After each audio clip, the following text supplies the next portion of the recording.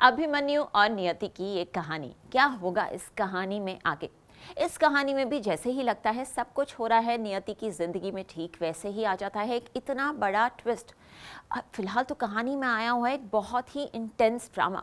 आइए ले चलते हैं आपको सीधा नियति के पास।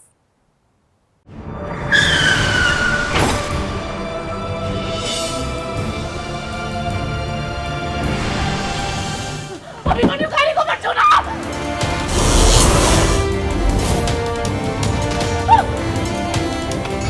नियति का खेल हुआ। अभिमन्यु और नियति का मेल।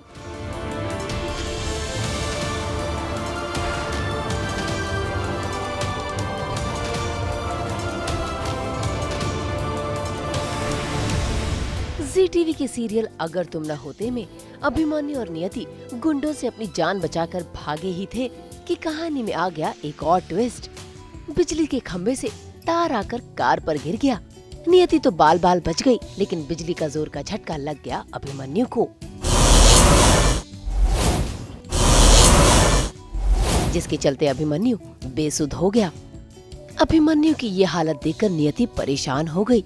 उसने अभिमन्यु को होश में लाने की पूरी कोशिश की, लेकिन जब बात नहीं बनी तो उसने माता रानी का सहारा लिया।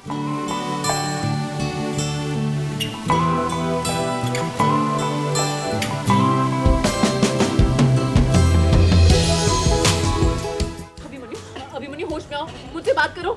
अभिमन्यु उठो।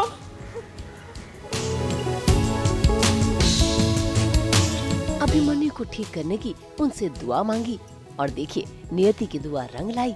अभिमन्यु को आ गया होश। मुझे पता है कि मैं लास्ट के 2 महीने में जो कुछ भी हुआ मेरी लाइफ में वो भूल चुका हूँ, बट कुछ नेगेटिव फ्लैशेस आ रहे हैं जिसमें शक्लें बिल्कुल क्लियर नहीं हो रही है कि मैंने किसी को कुछ बातें बोली हैं। भाई जो काम नियति नहीं कर पाई वो काम कर दिया इस बिजली के जोरदार झटके ने। होश में आते ही अभिमन्यु जैसे ही नियति के सामने आया, उसको अपनी भूली बिसरी यादें ताजा हो गईं और उसे अपनी नियति याद आ गई। जब मैं उठता हूँ तो वो जो मेरे को पूरे दिन से जो फ्लैशेस आ रहे थे उसमें जो लड़की से मैं बात कर रहा था उस लड़की की फाइनली शक्ल दिखती है और वो नियति होती है। यानी कि अभिमन्यु की जो याददाश्त शॉक थेरेपी के कारण चली गई थी, आज फिर से शॉक लगने के कारण वो वापस आ गई है और बैक टू नॉर्मल हो गया, बैक टू नियति।